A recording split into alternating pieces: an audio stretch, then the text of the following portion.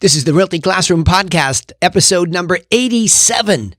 Real estate is simpler than you think it is, and I'll prove it in this episode. Are you a real estate agent who wants to turn your job into a business without sacrificing your lifestyle, but you just can't seem to find the right plan or even a plan to help you get there? Well, then, hey, you're definitely in the right place. I'm Danny Griffin, the founder of the Realty Classroom and the host of this podcast. Now, to help you take immediate action to get started in the right direction or a better one, if you're already in the business, I've created a free jumpstart course for you, and it's sitting waiting over at freeagentgift.com. It is on-demand, digital, easy access, lifetime access, so that you can get a better framework from which to build your business upon, okay? So here we go. Let's get started. Real estate sales is simpler than you think it is, and I'll prove it. And I will.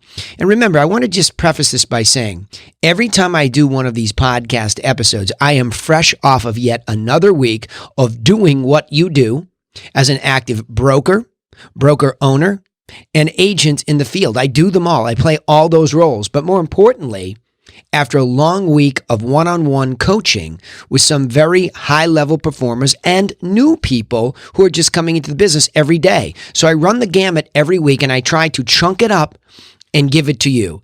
And here's something that's interesting. So the first point here actually is stimulated by one of the guys that I have coached for a very long time. Okay, and I think it's important to understand the history. This guy's down in Dallas. He's a great guy. He's the sweetheart of the group. Any group this guy goes in. Alan said to me at the end of one of our mastermind calls the other day, and on Thursdays is our deep dive mastermind, and I sweat. It's tough, man. You want to put a tough subject on the table, have everybody discuss it, beat it around, challenge everybody. You come out of there after about an hour and 15 minutes, and you're sweating. I'm sweating. But what was satisfying this time was that Alan said, "This is the first time that I clearly understood the simplification." Now, think about what I'm saying here. This is somebody that I've known for over 10 years, not just in the capacity of the Realty Classroom, but prior to that. And it's just so satisfying to not give up on people when you're guiding them, and to keep going. And you yourself, as the coach and the guide, are beginning to simplify it more and more and more and more. And that's the point here. I think you all might be thinking with your current brain that says, man, everything is so complicated. Small business is tough, let alone real estate, where it's this huge financial transaction. People go crazy. There's complications everywhere. I have to worry about this, and boom, the brain shuts down. Okay? But I want to give you hope that after 20 years of doing it, probably about 14 or 15, teaching it in a very formal way, meaning as an active teacher, I'm excited to say you can simplify things. And in fact, over time, the more and more you learn, that's what you find is the essence of a business and how it works. It's actually quite simple. But it's our brain, especially when you start, that just is shutting down, and it's making everything seem so much more complicated than it is. But the more that you beat on it and look for feedback, that's the key point here. You have to look for realistic feedback. See, the greatest thing as a coach that I can do each week, or enjoy the most, is when somebody brings me a call that they recorded of them doing what they do. It's hard to record yourself in a house or in the field. I get that. It's difficult. But if I can really hear an anecdote, a case study, what exactly do you remember saying? What exactly did they say? And of course, there's nothing better than a recording. You can actually see it and make these adjustments and show people, look, the adjustment is simple. It's very simple. So when Alan said this is the first time I actually see the simplicity of it, and then there was a couple others that have known just as long that chimed in, yeah, this was a really good one. Well, you know you're onto something. So let me explain what I did in point number 2. I went back to the basics, and I think my group, my mastermind, and again, when I say high level, these are people that are just high level because they've been at it a long time. Sure, are they top producers too? Yes, but that's not the point. I'm not trying to rub anybody's nose and, oh, look at all these top producers. I don't even know what that means, because you can have a top producer going broke, and you can have a rookie that's just starting to come up and making a lot of money because they're frugal. So I don't like this gamut of people thinking that because somebody does more sales, they're better. They're not. Take it from Coach. Seen them all. Seen $5 million businesses grossing, netting very little compared to somebody who is doing far less and netting more. Okay. I've seen the income statements to prove it. But the thing that gets awry or thrown awry for the rookie or the veteran is the basics. And the concept is that nobody is in pursuit or in search of, well, what basics are you talking about? Now, if you're new to this podcast, it'll be the first time you heard it. And if not, I'm going to reiterate it again. The business book that affected me the most was introduced to me by my mentor, Proctor, who brought in Gerber. And Gerber's book was there for the taking. But I always look for the simplicity in the book. I mean, Michael tells a good story about Sarah and her pies, etc. But I like to cut to the meat of the matter. And in there, I saw the simplification. I saw this almost like a triangle of the entrepreneur, who's the visionary, the manager, who's the disciplinarian, if there's anything there, and the technician, who's the person that executes. So just think about that triangle: entrepreneurial visionary, manager, disciplinarian, I'll be okay. Right? It's hard for us to manage, let alone be disciplined. And here I am all tongue-tied over it because that's the most difficult one. And then there's the technician or the salesperson or the person who actually runs the ad, doing all the technical work of how the business works. But that's it. I mean, you want to build something upon an Egyptian pyramid, which is going nowhere for a long time. That's it. Those are the three concepts out of Gerber's book, that those three types of people are required in small business. So when it's just you as a singular real estate agent, you have to be tripolar. You have to be those three things. So you might be more naturally a visionary. You might rush down and be an awesome technician. I can't tell you how difficult it is to train people who are very successful already as technicians, because to get them to focus on having a clearer vision for their business and who they must be to lead it, and then having them become managers of modules, it's the last thing they want to hear. So when I introduce it to them, most of them go running. Oh, yeah, I'm already successful. I'm all set. Yeah, you're all set, all right. See that brick wall? You're about 2 inches from crashing into it. I've seen the movie before. It happens. I'm one of them. So you come back and you say, at some certain point in time when you have inspirational dissatisfaction, all right, I've had enough of doing the same thing over and not progressing. So that's when top producers, per se, or really good technicians or salespeople come to me for guidance. They're almost finally broken a little bit to say, all right, I'm doing something incorrectly. Or, and it's not that they're doing something incorrectly from a technical standpoint or a sales standpoint, they're brilliant. A lot of them are just natural savants. When they're with people, man, they're just good at guidance and they get the result. But they can be non-existent. I wouldn't even say terrible, but just non-existent as a manager. And then they have no North Star. I mean, what are you building? Do you recognize this isn't a job yet? Do you recognize, like Gerber says, it's a business? It's pretty easy to have that conversation right here. Recognize. That's it. We're done. So these foundational basics are the foundation upon which I teach. So when I'm sharing this with Griffin Realty Group agents or the Realty Classroom agents, doesn't matter. I don't care where you are. On the podcast, I don't even know you. I'm going to always go back to those things and say, watch the formulaic approach that I use to guide you, which then you can take and use to guide other people, whether you're responsible for agents or you're just dealing with buyers and sellers. It's all about you sticking to these basics of educating somebody and empowering them the right way. So let's go back to Alan. How is it that all of a sudden Alan has this moment? Well, as technology has advanced in my coaching program, when I'm doing these masterminds, I'll turn on the camera and I'll have the whiteboard behind me. And I'll work through it with them. This is why I'm sweating at the end of it. I'll work through it like a teacher just trying to guide this group. And we beat on this thing. And I'll get fired up some days and say, look, come on, you got to hear me. And I'll dig in, but I'll write. But when I go to the board and write now, I stick to the basics. So here's what I did. I went from the foundational basics and I went into that layer from management. Because that's usually where strategic approach is non-existent and you have to go. So at the founding of the Realty Classroom, that moment was about a little bit over 7 years ago. I took Gerber's model and I tried to draw an infographic with the entrepreneur. So I put strategic business vision. By the way, that's in this free plan, freeagentgift.com. You can go get a picture of this thing, right? So I have up the top strategic business vision and then strategic leadership vision, because you have a vision for yourself as a leader of this small business. And by the way, you're all in your own business. I hope you know that, right? You just got your license. You just joined a big corporation. Doesn't matter. You're an independent contractor. I'm talking to you as a business owner. So you have this visionary section with these two beats, but in the middle, because most of the people say, oh yeah, I want to do X number of GCI and I'm going to do this. I'm going to drive a Mercedes and I'm going to live in a big house. And we just, right? It's not a vision. That's a delusion probably at that point in time. It's not a vision. Let's get realistic about what a vision is. A vision for a business that works based on systems which make that business predictable and consistent so you can, to a certain extent, rely on it even when it's under attack by external forces like a bad economy.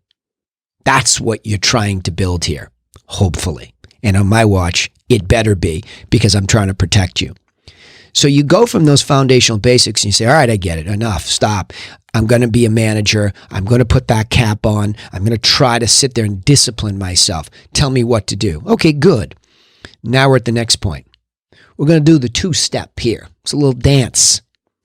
But it's going to be around two words that you recognize. One you'll love and the other you'll cringe.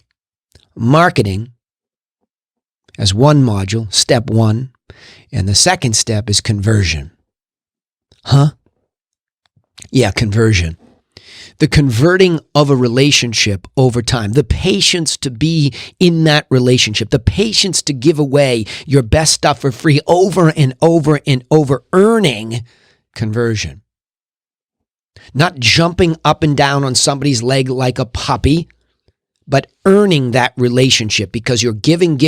And as you give and give the right stuff that's relevant to a consumer, whoever they may be, seller, buyer, or if you're responsible for agents, you're raising the walls of protection around that relationship when you do this right. So what I did is I was kind of pulling everybody back. Now remember, a lot of top producers, their business, they're trying to grow it and they buy these leads and everything's pouring all over the place and they hire these inside sales agents from wherever and they abdicate their responsibility for marketing. Next thing you know, they have this huge mess and everybody says, yeah, but they're doing 100 deals, 200 deals, 300 deals. So what if it's a mess? So what? Who wants that? Now you're trying to tame a mess. So we come to marketing and we don't go to the basics, say, okay, let's talk about strategic marketing. The basics of the agent business revolve around how the business works. Without listings, there is no business. You need these listings of these properties for sale.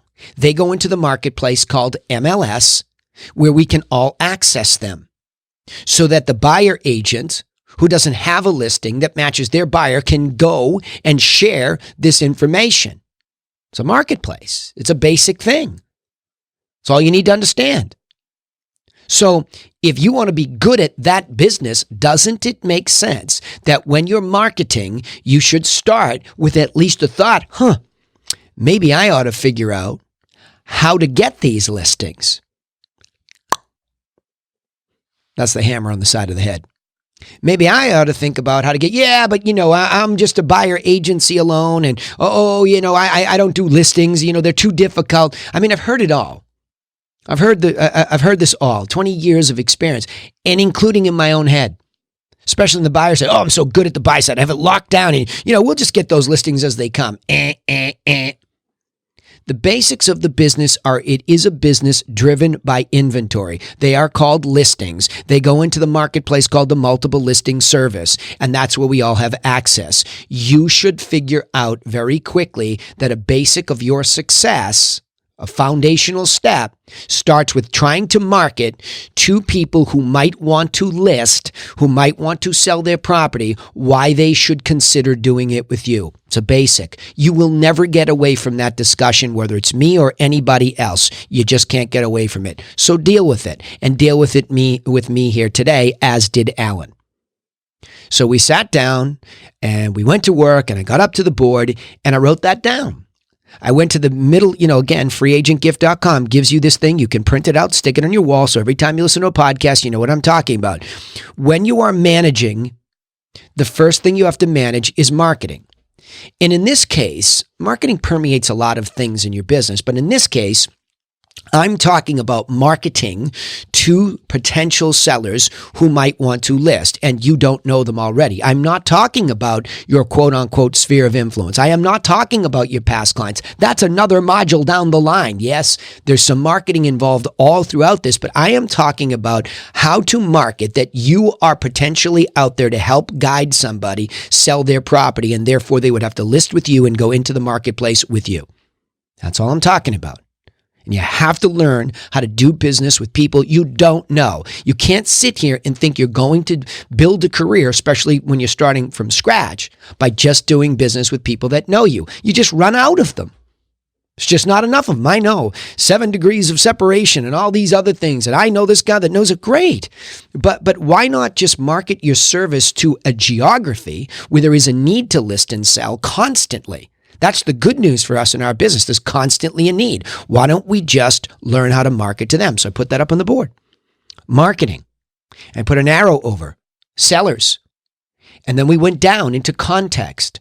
And I just said, what is the most obvious thing that our business, not you, not me, not our perception, what is the obvious thing our business gives us inside of geography? Let's just say I draw a circle around Boston. I want to do 02116, 02114. There's a couple of zip codes there I prefer. Come down to my Cape Cod market and I say the town of Barnstable, but I want to look at these 3 villages, Centerville, Osterville, Cotuit, because that's where my office is, and I want to focus on that.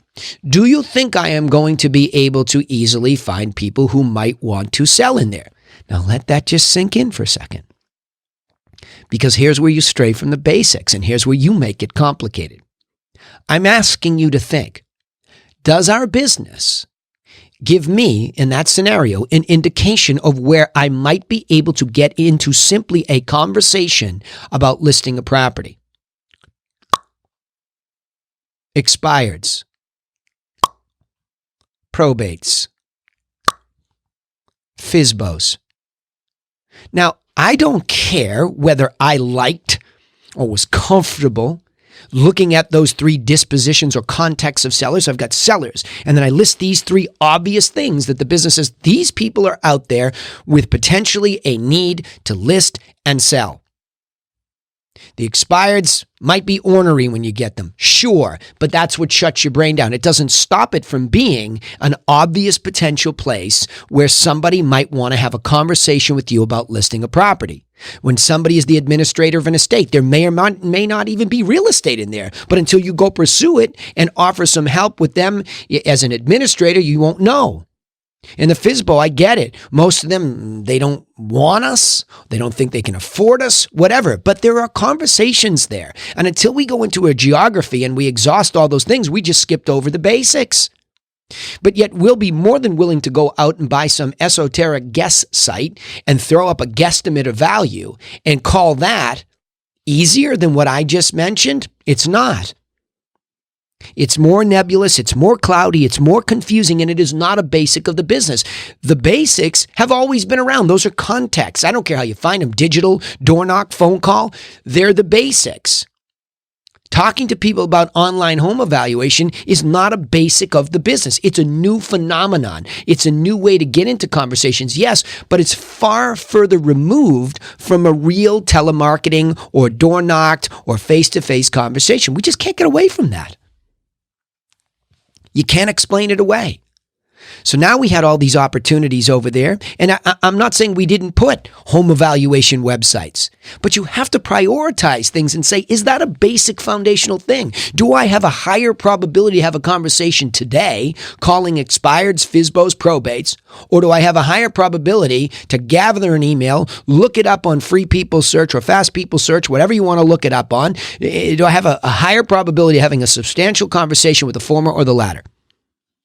I'm not going to answer that. It's a rhetorical question, okay? Now, just as easily, if I branch over to buyers and I begin to do that, where does our business provide us evidence that this weekend, wink, wink, hint, hint, you could be in a real conversation with a buyer? It's called an open house. Oh my gosh, I don't do those anymore. I'm such a great top producer. That's so far beyond me. I just keep getting leads. I give them off to somebody to call and they book appointments. Yeah, but look, are you telling me that if you wanted to sell property in a particular geography and you were able to secure a listing, borrow a listing, get in a listing, right? And it was priced well enough where presumably somebody's going to call at least or come through the door. You're telling me that face-to-face with buyers and even the nosy neighbors who are thinking about selling, you don't think that's the best place for you to go in a foundational basic? I just can't fathom how many of you will do one or two. Nobody came. Well, because you're not prepared. You're not ready. You're not thinking about it as that opportunity to help and guide somebody. Could I give this seller my 7 steps? Could I give this buyer my 6 steps? Could I give them pictures and details of properties that are for sale and that sold? What? Give that away? Give it away, of course.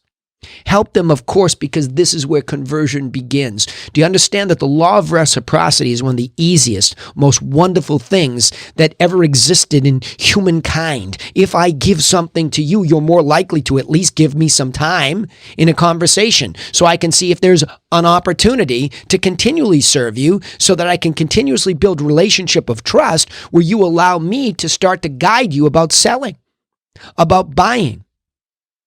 It's called conversion. So you just went from a lead who came into the open house. You put down your information. I saw that you didn't have a realtor. I begin to offer you more than just that house's pictures and details, where I give you my seller guide, my buyer guide, pictures and details of other properties that are for sale in this price range in case you don't like this. But more importantly, sold pictures so you can see what the money's buying. The number to my mortgage broker so you can get pre-qualified because you weren't. On and on and on and on. The services go that we can just give these people. And when they feel given to, they feel empowered. And they reward you with conversion of relationship. Now, the final point here is self-discipline of the manager of these basics means sticking to them and repeating them over and over. So what if nobody came to the last 3 or 4 open houses? Where are you now? Saturday, Sunday, some evening if you live in a city. What were you doing to build your business that was so much better than that basic thing that you could have done? What was so much better? I'm not saying that there's not other things like social media, podcasting. Here I am, right? I'm not saying, but these aren't the prime time things that are the basics. These are in addition to, as we figure them all out. So you must stick to doing those basics first. Check the box. Even if it's just a few consistent discipline hours a week, you do them, repeat them, and you learn from them. And it becomes simpler and simpler. In our sales training call, which you can go watch over on Facebook, the replay, or YouTube at the Realty Classroom channels, right? You can go over there and listen to it. I take this couple of inside sales telemarketers, business development associates in Ottawa, and you can hear from 4 months ago how they've begun to refine the basics. But yet yesterday we caught them even straying from those, and we repeated. We went deeper and deeper because what I said is, guys, look at 5 gold stars. Both of these people said yes to appointments. Both of them listed. It's good, but I'm not interested in explaining it away. Like I said to Dave and Pat, I said, Dave, there's Dave better. And there's Pat better. That's what we're looking for. You become your own competitor and you get simpler and simpler and simpler in your understanding, and it becomes easier and you become empowered. But if you shrink back, you'll never know that. You must keep pushing forward. Little bonus section here. The key point is, if I teach you these basics here, or if I understand them, why do we keep straying? This is a very difficult thing about the brain. And again, I give Joe Rogan's podcast full credit for this. Just bringing this up. Actually, it was David Goggins on Joe Rogan, I think I heard. But it's Goggins talking about how the brain wants to just stop at 40% is good enough. You know why? Because I got enough heat today. I got enough food today. I can drive the car to work or take the train, whatever it is. I have enough, just barely. So the brain shuts down. So it strays away from the better version of you. Keep that in mind, okay? So the bullet points again, real estate sales is simpler, and I'll prove it. Alan, after 10 years of being there, said, this is the first time I understood it that simply.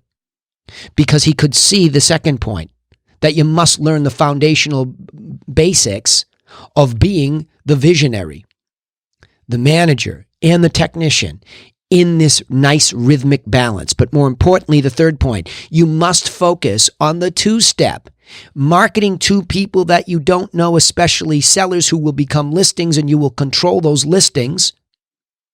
And then learning how that marketing leads you into a conversation, which begins the conversion process by using the law of reciprocity, where you give and give and give and give, so that the walls of the relationship, the protection for the relationship of you and the seller, you and the buyer, you and the agent you're recruiting, they start to go up, because trust is the greatest binder of relationship during conversion.